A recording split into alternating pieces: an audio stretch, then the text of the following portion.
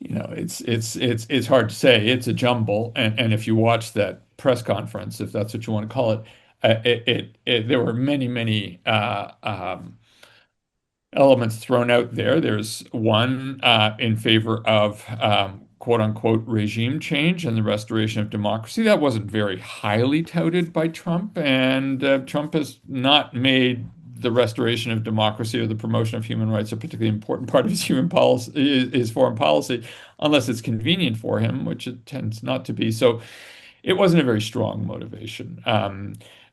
Whereas early on, the sanctions that were originally introduced against the regime in Venezuela were sanctions introduced not for national security reasons, but for the promotion or the restoration of democracy. That's not a big deal for Trump, although it's a useful rhetoric.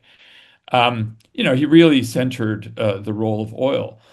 But it's hard to make too much out of that too, because even though Venezuela is extremely dependent on oil, it is a petrostate, and we can talk about the nature of the Venezuelan petrostate.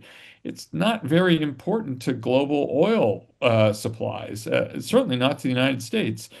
And so that itself is not even a very compelling reason. Drugs, which is the other claim that there's been a narcotic trade, particularly around fentanyl. Venezuela is not an exporter of fentanyl. Most of the traffic goes through Mexico, in fact, or the Pacific routes, and not the Caribbean routes. So that also is not a particularly compelling case.